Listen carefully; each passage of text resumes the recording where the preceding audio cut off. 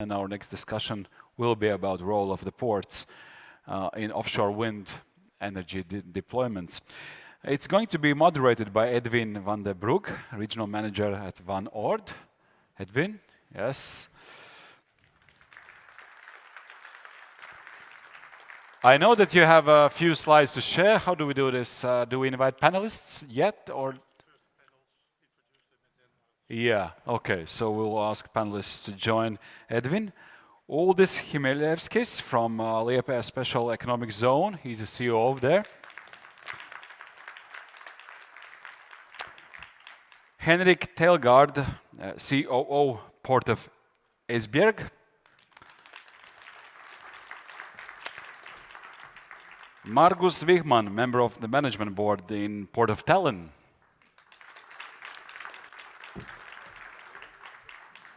Bert van der Lingen, vice chairman at the company, or he would explain what it is, NWEA. For mystical letters, we'll see what that is. Okay, Edwin, the floor is yours. If you want to share your slides and do the intro. Yep, does it work? Yes, it works. Okay, good afternoon, all of you. I just realized that in the word important, the word port is in, and that can't be a coincidence. But just to start off, just a few slides indicating what we're talking about. I mean, just showing what do we need at the port, what's happening in the port. And I consider for this moment in time, for this panel, I look at the marshalling harbor. So a place where you get monopiles in, where you get transmission pieces in, and where you load them out and bring them to the harbor. And of course, the similar thing for turbines, towers, just a huge area which you use for transport, for getting the stuff in and getting it out again to the offshore side. And just to see what we're thinking about, it's about having a stable area. It should be able to carry 25 tons per square kilometer, because these monopiles nowadays could be over 2,000 tons. You need to have sufficient area behind the quay wall, because you need to maybe have a storage for 100 monopiles, 100 turbines, and all the transport you need to do, you need to area for it. Vessels nowadays, 250 meters long, 10 meters draft, so you should be able to get into the port. If you use jackups, it would be nice if you can stand next to the quay wall without the quay wall collapsing. Now, these are the kind of things we're talking about and we're thinking about if we look at marshalling harbors. And of course, it would be nice if you don't have to wait for the ferry between Harwich and Dover before you get in and go on with your work. So that's essentially the ideas, and I think the discussion we'll have on what is a marshalling harbor, what is a port, how can we use it. And I think the last thing I wanted to show is a bit back on what I've seen in the last 20 years in offshore wind. I once made a study looking at the best British harbor. Any idea? You may shout or you may not shout. What was the best British harbor, the largest marshalling harbor for the British projects between 2004 and 2015? I think you saw the slides, so I can't ask you anymore. Essentially, it was the Dutch harbor of Flushing. It was really the best harbor for England. Next question, what's the best German harbor? Eemshaven. Yeah, you go for the washing machine. Some others? I think if you look at it, there are more or less three best German harbors.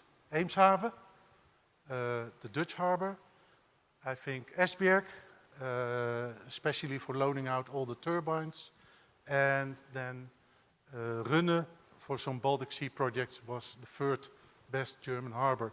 And yes, again, there's no real German harbor in it. Then if you look at the Polish harbors, Someone is just saying 0. I think that's also correct. Swinoujscie. Swinoujscie could be one, but I'm afraid it's going to be Runne. We are tendering at the moment for a number of Polish projects. And I think Gdynia and Gdansk and Swinoujscie are still fighting who should be the harbor. But we need to make decisions now where to welcome monopiles, where to welcome turbines. And essentially, I think Runne is in pole position. And then, of course, the last question is, what will be the best Baltic harbor? I think they may decide on it. I don't have a clue. It could be any of these harbors which you now see coming up. And I think during this panel discussion we try to shed some light on why there should be one of these specific harbors be the forerunner. I think so far for my short introduction on harbors. I hope it didn't take too much time. But maybe to start, Dennis, why are you one of the best German harbors? German harbors. Okay. I think it's huge combinations. The first large wind park was established in Horns Reef 1, just outside our doorstep. And then we have Siemens, we have Vestas, Valmont, Welcon in our backyard. And the transition from oil and gas to sustainable energy, we have in the port of Esbjerg, we have the supply chain and the service cluster is the huge cluster we actually have there, and they've managed to swap and adapt to the wind. And I think finally I would mention the port management and the board, that they have early seen that investing in developing and extending the port, I think that's very important, and I think that's why we are the leading port. I think we don't have the real supply chain in Eemshaven, but still we're maybe the second German port. What is your idea about that, Bert? Eemshaven is a port in development, a fast development as well, also because of the not only the German plans, but also of the Dutch plans. There's a huge increase planned in terms of installed wind energy capacity. And what you can also see is a couple of advantages for the Eemshaven is that it's accessible. It's quite close to, let's say, the hinterland supply chain, which is very important. Also, of course, very close to the German waters where the wind energy parks are being located. But what you also see is that you have a complete chain of initiatives being developed in and around Eemshaven. You have the Heaven project, which is an integrated hydrogen valley project, the first hydrogen valley awarded and subsidized by the European Commission, and also with the intent on expanding the cooperation with German, Danish, but also Baltic partners. Perhaps one word about NWEA, because some people said that that was a kind of a mysterious abbreviation. It's just very simple, Netherlands Wind Energy Association. The Dutch ports are member of our delegation, of our association, which consists of about 300 plus members. So that's for clarification. Okay, thank you. I just said that it's very important to have a large area and a capacity, and I think you added supply chain, you added accessibility, and I wonder if I should first give the floor to Tallinn or to Liepāja, maybe because we're in Latvia.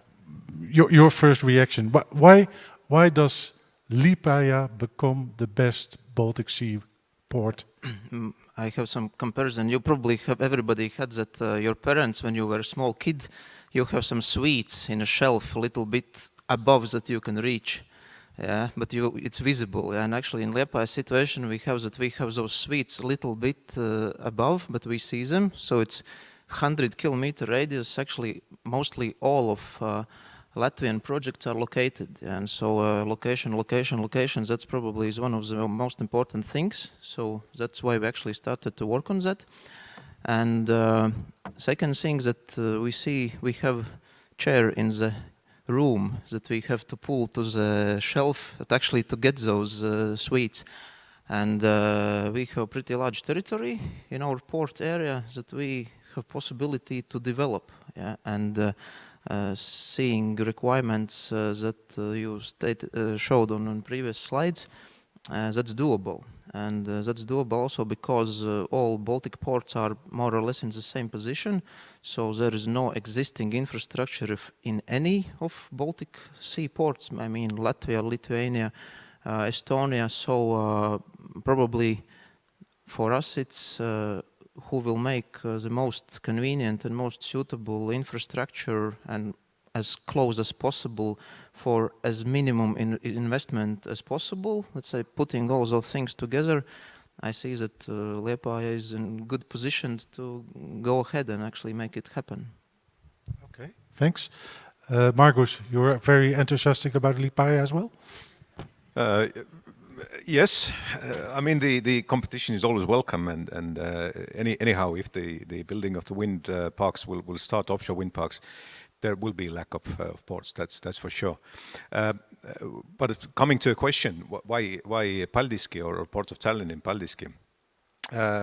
Also location, but looking more to the Gulf of Bothnia, so we can service also Finnish and Swedish construction parks. Secondly, we have already made the investment decision. So the public tender of building the new quay to the Paldiski is being done right now. We hope to finish it actually this week. So we will start to build a new quay in Paldiski next month, and it will be ready in the mid of 2025. So we really hope to be in this region the first that has the infrastructure. And then additionally, we also have 60 hectares of prime land that is very well connected to this quay. We are working on the supply chain together with the entrepreneurs in Paldiski. We have very well connected port with the railway, with the highways. Airport of Tallinn is 50 kilometers away, so 40 minutes of driving. And also you can have the workforce from the capital Tallinn. So these are the advantages that we recognize. Do you, and then more specifically for the two of you, Liepāja and Paldiski, do you feel that you're in competition, or do you think there's enough to share, or is it kind of winner takes it all, the first one takes it all? I think Tallinn and Liepāja is quite far one from each other. Actually, you mentioned very well regions that you are actually mostly focusing. Yeah? So I believe that from Tallinn, from Paldiski, those would be well better served from Estonia. We have another district, and again, if you look at like 100, 200 kilometers this distance from marshalling port, yeah, so that's probably the most reasonable distance. So we can cover Latvia, we can cover some part of Sweden, like Gotland, yeah, and then that's, I think we can help each other even in some projects, yeah, because the region is not that very big, but still distances are quite distant. And I believe that that having several ports in the region, that would also help develop industry of production, manufacturing, like generators, like blades, like towers, yeah, and so delivering them between ports, between areas with smaller distances rather than delivering them from, I don't know, Germany or Denmark, further distances. I think that investors who will have investment decision either to invest in park in Germany or Denmark or in some Baltic Sea park, they will also look at the manufacturing capacities that is available in the region. So it's important that we have region as itself together is strong. Yeah, absolutely correct. And I don't see us as a competitors right now. a lot depends on how are the wind parks coming to the market. Right now we have 3 big projects coming in Poland, we have 1 in Lithuania, we have 3 big projects in Estonia, and everybody says that they would start to build 2024 to 2026 and want to give electricity to the grid in 2028 latest. So if this is what will really happen, there will be a lack of ports, definitely, and everybody will have a lot of business. If this delays, and there will be partly coming to the markets, which actually would be better, I guess, maybe we will have some competition, but still there will be lack of ports. I think the project will be a bit later as being involved in one of them, but that's okay. Yeah, we have some time. There's a lot to come. If you look at Eemshaven or maybe in the Dutch ports, do they cooperate together? Is there a strong cooperation, or it's not in the nature of the Dutch every now and then, I think? We always say competition is good because it makes you stronger as a port, as an individual port. But what we have seen as well, also within NWA, is that we have formed a group of 5 ports which are actually engaging in O&M activities, but also in installation activities. And what they say is that there is a imminent need for improved infrastructure investments, imminent need in HR supplies, and an imminent need for all over investments in order to create the environment in which installation can take place. Because you have to bear in mind that, for instance, only in the Netherlands part of the North Sea, we are aiming at 21 gigawatts of installed capacity in 2030, so in 7 years' time. We're not even at a quarter of that capability. And if you look at further in the future, in 2050, the perspectives are to reach the 70 or 72 gigawatts installed. So we're talking about a huge rise in need for installation capacity. So what the harbors say is we need to cooperate. We need to see where we have marshalling capabilities available at a certain time, and also see what kind of installations there are available. And also, moreover, perhaps also in the European context, there are 3 ports in the Netherlands which are part of the so-called Wind Europe ports platform. I think Esbjerg is also a part of that. But the only port in the Baltic region being member of that platform is Klaipėda. So I was just wondering, I'm just getting it back to the gentleman, why it's only Klaipėda. I am a little bit biased because until 5 years ago, in my previous life, I was working in Lithuania as a diplomat. So therefore, I have this small bias. But my question is, would one consider looking into the European, let's say, cooperation of sharing experiences? I saw yesterday with the delegation of the organized also by the Dutch embassy in Tallinn, the plans for the port. I think it's wonderful, also because you are connecting with Rail Baltica, which is an important project, I think. So the key would be cooperation and sharing capabilities, because otherwise we won't make it. If I can quickly comment on that, we have very good relations with Klaipėda, and we know that they are also one of the ports that are already making the investment decisions. So the cooperation is going on. Maybe we are just part of too many associations, and we haven't been a part of that yet. But otherwise, with Klaipėda, we have very good relations. Yeah, I can say that this has been very intensive year, and we have visited many ports to take a look how this offshore wind actually, how port should look. So we actually have used a lot of experience to develop our project, and it was just very fast time, but we see that ports actually are very welcome to share information, even without at the moment being in like formal platform. But I don't know if we can tell what we are going to do in the end of this discussion, but let's leave it to the end. And but we look forward that actually we are in such kind of platform and share this information and share with knowledge that we will have when we will develop our project, and with mistakes we will probably make, and then we will be happy to learn from other ports how they have developed and how they actually see the future. Yes. Does it help to be a member of the Wind Europe Ports Association or Ports Club? Well, we just And I'm not sure if Giles is around still, so... We if actually not, just started it's, up, but I think it's going to be there, and I really agree. We have to cooperate. If we have to, and we do reach the goal for the green transition, we have to cooperate. Yes, please. Maybe if I can add something, Giles also mentioned, he mentioned this morning 9 billion, but in his press release he said 8.5, so maybe that's inflation.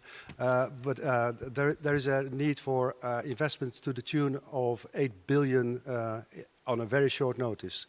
And what you see now also in the policy development, last week in the European Parliament, in Trans working group, agreement was reached to actually includes port investments in infrastructure in the TEN-T methodology. This is a very important step which ports need to take into consideration as a possible line of financing in the near future. So in that sense, if we cooperate much more as a port community, I think then we can stand a chance of actually delivering the services which are required of us in the near future. If you say 8.5 billion of investments in ports, 9, do you consider that all governmental investments? Because I think Liepāja is well, maybe you asked the Latvian government, but the answer was not very positive, or not? We are discussions with government, and we of course will look for European funds available.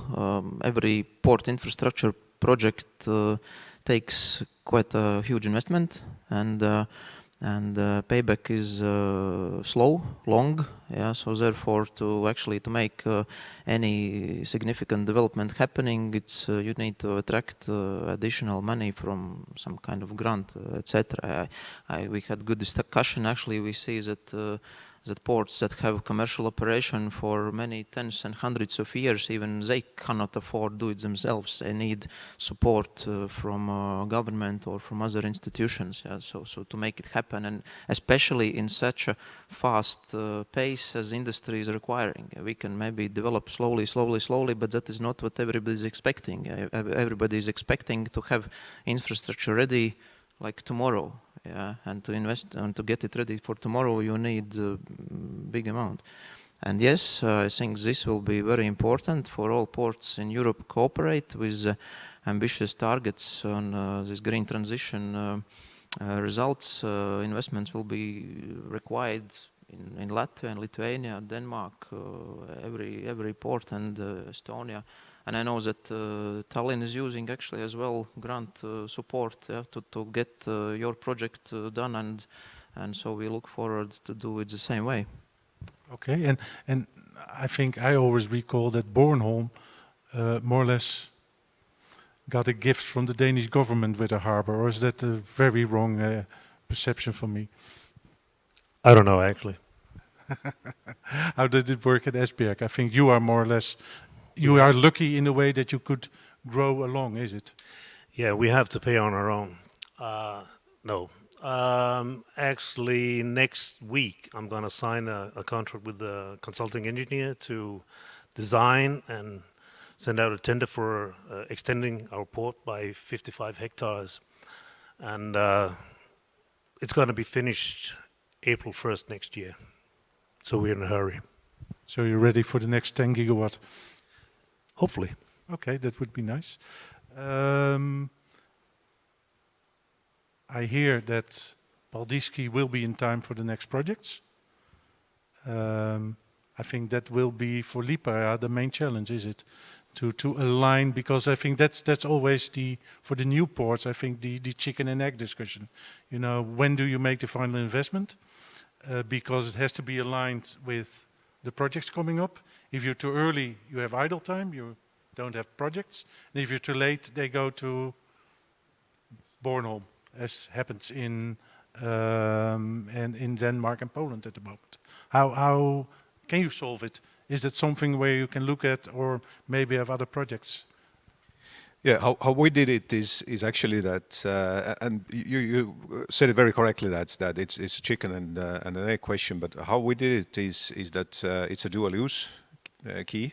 So we received 20 million from the CEF military fund, and there is certain conditions that the Estonian military or NATO military can use the key. Secondly, as we don't know, and you are very correct, that probably these dates that the construction of these offshore wind parks will start will be delayed or postponed. So you have to understand what to do with the key meantime. So can you use it for break bulk? Can you use it for RoRo? And then when you have the contract that you can give it to the offshore wind. This is very important. I also know some of your colleagues have given us the same advice, because we have seen your port, and even though you have a lot of offshore business, you have always had also the opportunity to have the dual use. So whatever port you develop, it will not be exclusively only for offshore wind, certainly not in the beginning. Yes, but at the same time, when you get the project, it would be mostly 95%, let's say. So there is some military use, and of course, if there is some conflict in the world, then it's all the bets are off, and they can use it whenever they want. But otherwise, it would be for that time dedicated to the offshore wind. As you said, it's not possible to have a jackup waiting when the RoRo ship is coming in, or a break bulk ship is staying there for a week. I can add, I think that the term chicken and egg we heard several times during today, and timescale and which project will be started, and when auctions will happen, and when the results will be announced. So also it's not clear yet. So it's not no field have been selected developer. Yeah. And what we see from the time scales that we still have time for preparation work, meaning doing technical designs of the territories on quay wall, and to be ready for year 27. So basically we have 4 or 5 years for projects that are going to be installed in Latvia. And if we take a look at that, so we have what we have in our target. So this year, to find and select investor, because how we want to do is that this is private project, private development. So next year, 24, that would be technical design and maybe some additional investigations. Year 25, 26, that's actually construction work. So basically, if we start now, year 27 is commissioning, and it's pretty good timescale, and we don't need anything to be done faster. And next year or two, it's a design phase that is not requiring huge investment before it's clear about who is going to build what, where, and when. So you could even be in time for the Polish projects. It depends on their timescale, of course, but yes. Maybe one thing in between. I have a beautiful tablet, and that shows all the questions you have given me from the audience. Yes, it's showing nothing. So if you have a question and you want to ask the panel something, I think you could use the Menti website and that number, and then hopefully some questions pop up. And it would be nice if you can a bit participate in this meeting. Looking at Esbjerg, I think one of the things you said is that you're not only a marshalling harbor, I would say you were more a kind of fabrication harbor with Vestas and Siemens in the backyard. You're not completely depending on all the projects that are being built nearby, is it? No, we are actually also marshalling, onshore windmills. Yeah. We are sending them to US, to Australia as well. But at the moment we have in our stock, I think it's around 9 gigawatts we're going to install. Yeah, but install in front of the Danish and German coast, or Yeah, something like it, yeah. yeah. If I look at that function of Esbjerg with the huge supply chain in the behind the harbor, is it something where Liepāja, Paldiski, but also the Dutch harbors should look a bit more at? Because I think essentially the Dutch harbors are kind of logistical hub, but I don't think we have that much fabrication behind the harbor, is it?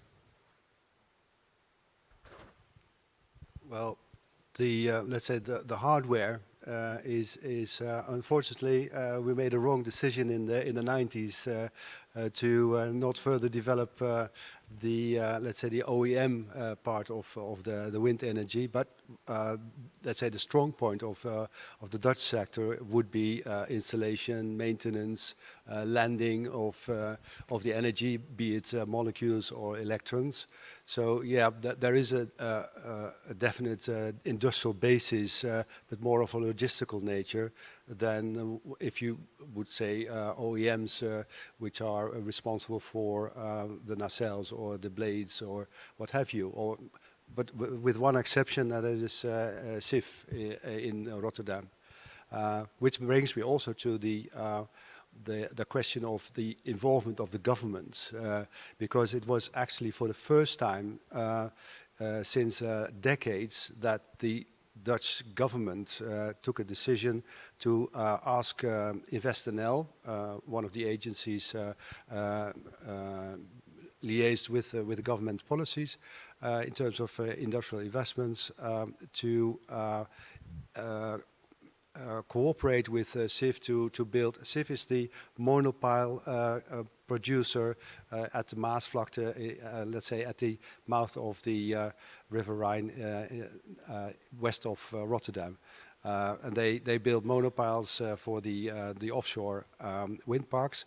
But they said, you know, we cannot produce more monopiles as have been asked by the market, and we also need to improve the capability in terms of mass per monopile. So there the government actually concluded that, okay, if SIF cannot produce the number of monopiles needed, you know, we are not going to hit our target for the Green Deal. So, you know, there's a hard target which you have to achieve also as a government. So what you can see now, up until quite recently, the government held the position that the ports are mainly, as you said, they have their own business, they have their own business case. But if you need to invest in infrastructure which is geared to the installation and OEM activities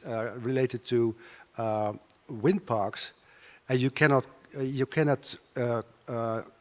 close the business case of that, there is no port which is going to invest in those developments. So there is a need for governmental or, let's say, public finance. And that is something which I can see is coming through as a kind of consciousness, not only in the national government. I can only say something about the Dutch government, but also you can see that within the European Commission, there is also, I feel, it's sort of a change in attitude towards that, because we are approaching the first deadline of 2030, and people are in a hurry. They should be in a hurry. Thanks. I got 6 questions, and now I'm wondering if we can answer them all. One of the questions was related to what we just said. Are you working actively also on creating a supply chain behind the harbor? So not only focusing on that traveling circus of contractors coming in and going out, but really attracting maybe second-tier supply chain. Yeah, actually very good that we started to discuss about supply chain and manufacturing, because how we see our port, actually manufacturing companies in Liepāja city, in Liepāja special economic zone, who can use opportunities of port to export their products.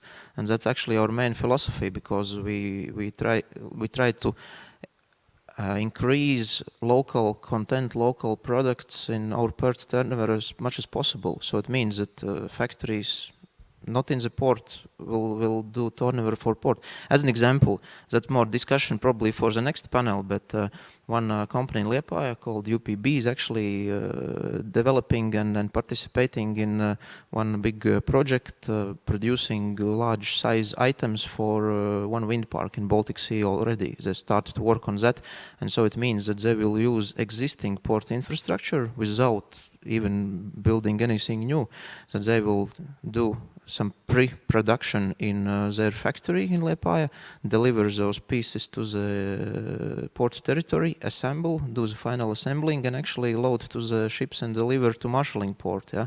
So we are already starting to get our manufacturing into that, and we have requests from other manufacturers that are in wind. Yeah? So we see that the space that they require is huge, like 800-meter long factory for blades and similar size for generators. Yeah, so, and it's a big number of jobs, big number of other support companies that will do supplies, and that will generate more jobs rather than port activity itself. But if we don't have port facilities good enough, then we cannot develop manufacturing. So it's again chicken and egg. I think the same goes for Tallinn, is it? I think with Marketex you at least have already someone also delivering to us some structural steel. Yeah, absolutely, and we are very much interested into that. And why is that? Is that if you get the offshore wind construction contract, this lasts usually 3 years. If you have a producer that they are investing for the 30 years or even 50 years. So you get a long capacity of the key used. But first problems that we have had is firstly, right now Baltic states maybe are not the safest haven to invest, especially if you look from the global point of view. And secondly, we very quickly run also to the fact that Estonia, for example, is not a very big country. So let's say the biggest players are looking for a place they have bigger opportunities in getting the labor or the materials, but we are now targeting, let's say, the mid-level or subcontractors, which are also very interesting. Okay, thanks. Just looking at the questions, people are interested in money, I see. Hi, what's the planned investment size needed for Liepāja terminal? And are the port of Liepāja and Tallinn still looking for port-operated investors? And what if no private investors don't show interest in developing? So let's talk money. I think some people are or willing to invest or are just curious. Yeah, let's talk money. Money always actually tells the truth. Is that project important to be done or not? Yeah. Yes, we have calculated the investment amount, so it's above 100 million for first phase. Yeah, that's not small money. We are talking actually the way how we want to approach is that we attract private investor into this. Of course, we are working also to get some grant support because this project has to be, let's call it bankable, so it has to pay back to investor. We see that there is an interest from industry. We don't expect that bank or just financial institution without knowing industry will show up and tell, here you have money, let's do it. Yeah, so we see it's like a combination between operator who knows how to operate, how to work in this business together with probably installer who can actually do the job to build all this infrastructure, and also some finance institutions who can also finance this. Yeah. But we see that there is interest. Probably interest is because there are these parks planned around Liepāja. So as I told, candies in top You now shelf. more or less say that parks just are planned because there's Lipaja. Okay, that's good. Paldiski, you have, you made the investment decision, so money is not a problem. Yes, we have made the investment decision. It's 55 million right now, and yes, in that sense, we have the money for that. Together with the CEF funds, of course, 20 million. That's we get for the military mobility. And for the Port of Esbjerg, getting money in is just business as usual in developing further? Well, the upcoming year, I have to spend around 150 million euros for the extension of the port. I actually just need it in 25, 26 for some of the new wind farms. But I think it was in autumn, due to what happens in Ukraine, they took called and asked us to deepen the entrance channel by 2.5 meters. I believe that was around 70 million euros. And what are we going to do with all this sand? We're actually using it to develop our port. And that's why I'm in a hurry to finish up this 55 hectares as well by April 1st. We have received a grant from EU of half of the dredging, and then we have to find the remaining part. So that 9 billion will be well spent. And as being on the contractor side, I love it that you're investing. But that's another topic. And we look out to receive your tenders. You already have. You have to deliver in a week. I'll inform my colleagues. Thanks. And now all the questions disappeared. But there was one question.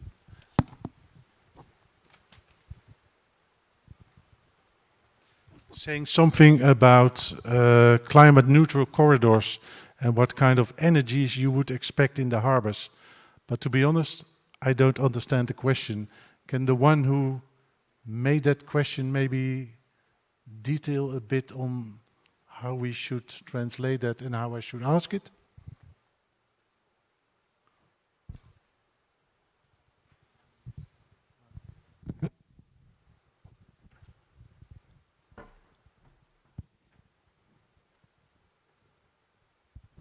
Hi, hello, Dirs Grēškauns, Latvian Hydrogen Association. The question I had in mind is whether ports are preparing for different types of fuels to be used in ports infrastructure, whether it's ammonia, methanol, hydrogen, synthetic fuels, or whether you are looking to specify one or particular ones. That's why the corridors will start to shape different routes across the let's say transportation or shipment between one or another of destinations. Thank you. Maybe there are several possibilities to answer, but I think most important is that vessels being equipped with, I don't know, hydrogen or other fuel engines, because there are just first orders getting made, so it's very few ships around in Europe, and very few will just turn up.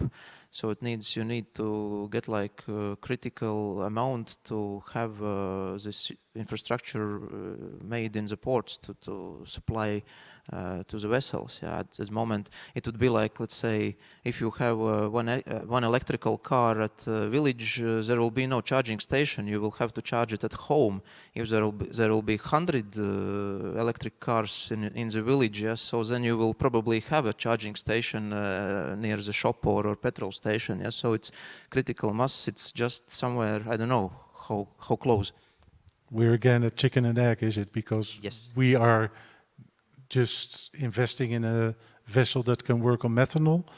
Can we charge it? Can we load it in Esbjerg? Paldiski? Yes, you can. Even the ships you can on shore power. But the previous panel discussed Power to X. We actually have in our backyard 2 large projects. We have what we call Höst. It's ammonia factory. And then we have European Energy with hydrogen. and we're actually planning to build a gas terminal in one of our quays now. Okay. Paldiski, same answer? Yes, Port of Tallinn is also getting ready for the multiple fuels. So we have an ammonia project, we have a hydrogen project, and we really see that this is even not the chicken and the egg question anymore. As you know, in 2024, we will have the CO2 quotas for the shipping lines.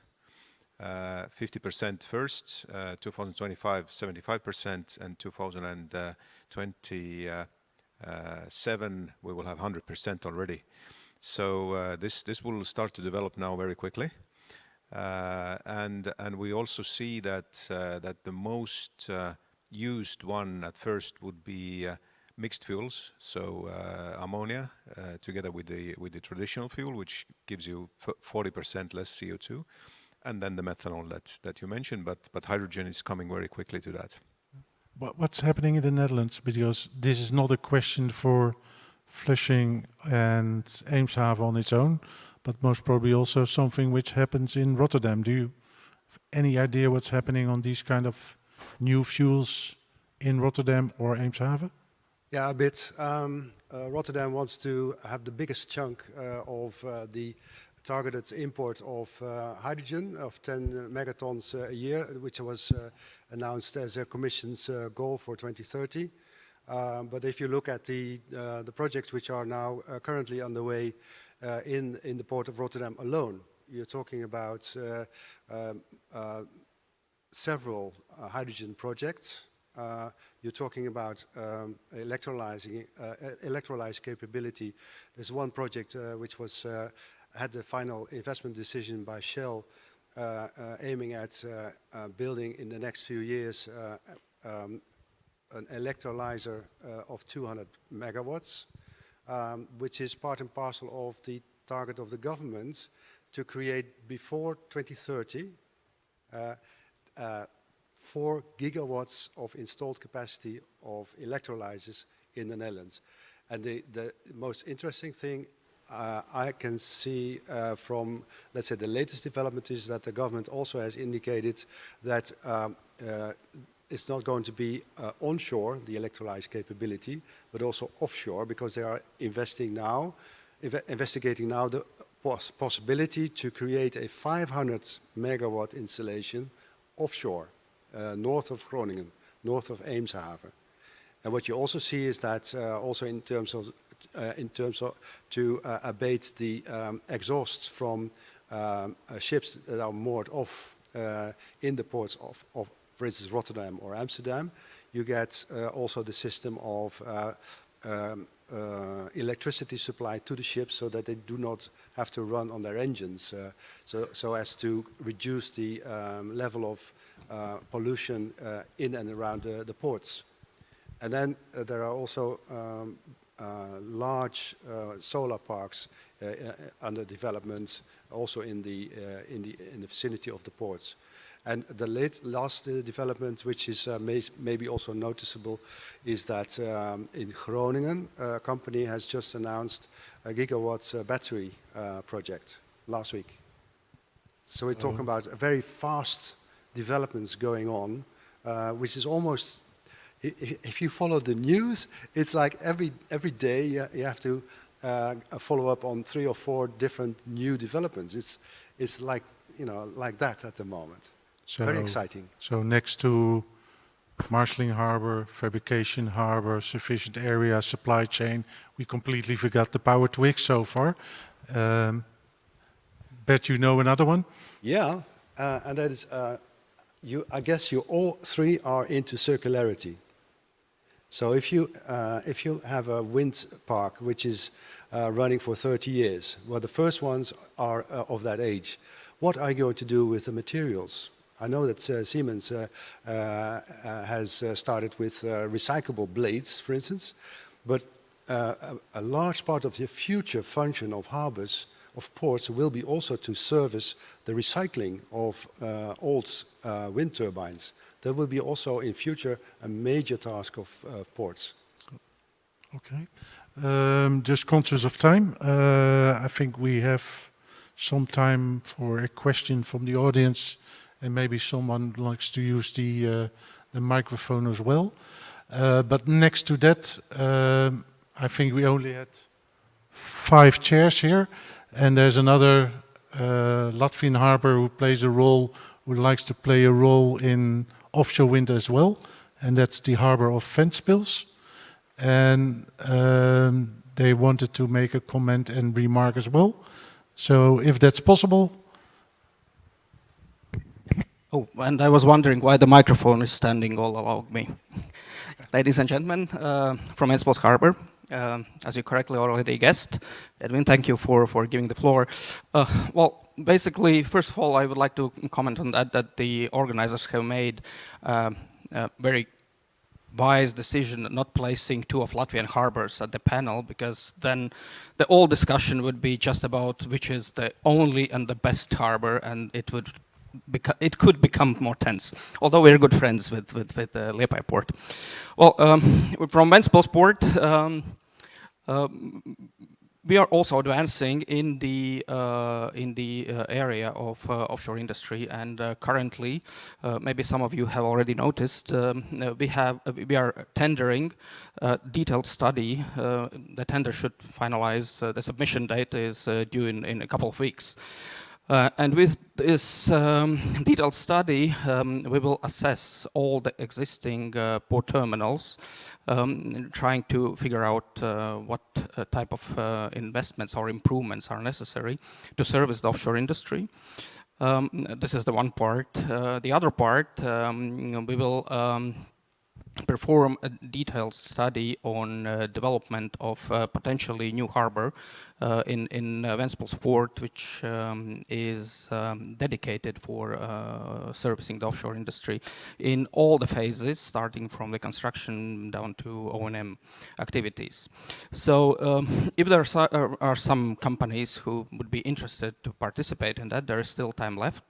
Please check our LinkedIn page, Ventspils Port or Ventspils Freeport Authority, and you're all welcome to look or follow us on that.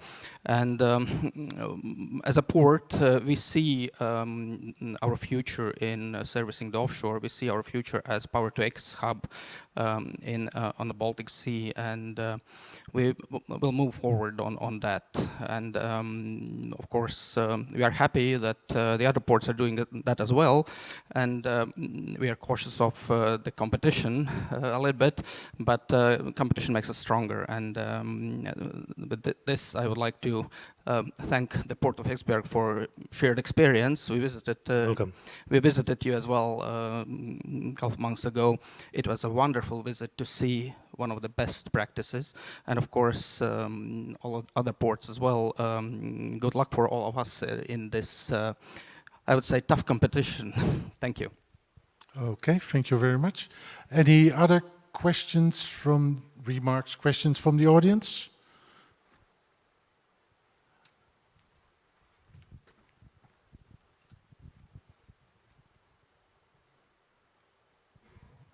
Yes, good afternoon. You see some initiatives to actually make floating harbors, so big vessels that can then take on the wind turbine components directly. So basically no need for staging harbors anymore. There are some concepts out there. I believe we have seen a concept from Huisman in the Netherlands, but also from I believe a Middle East company with big 5,000-ton cranes on that. Is that a feasible solution for the Baltic? So don't need a harbor anymore. Is that a question to me? Whoa, I didn't see that one coming. I think if you look at the Baltics and you look at the opportunities that are being developed, both in Ventspils, in Liepāja, and Klaipėda, and Paldiski, in wherever, Rønne, Gdansk, Gdynia, I doubt if there's a need for it. So I think for me, the main positive point of the Baltic Sea and the Baltic countries is that they are close by and the infrastructure is there. So there's no need to do a lot of additional work than just reinforce what you already got. And I think that's a positive point for the Baltic countries to develop their own offshore wind market. So I would doubt if there's a need for floating harbors. Maybe one last question which pops up over here, because we didn't talk about O&M harbors. I think Esbjerg is an O&M harbor, most probably Yes, we for are, the yeah. Horns Reef projects. Do you make money with it, or do you rather say, find yourself another place? No, we have space for it, and we have quite a lot of crew transfer vessels in the port as well, yeah. And we're actually creating 2 of the basins just for that. Something of interest for you guys? Yeah, we have studied O&M. I think, let's say, existing port infrastructure is absolutely good for O&M operations in many Latvian ports, including the small ports.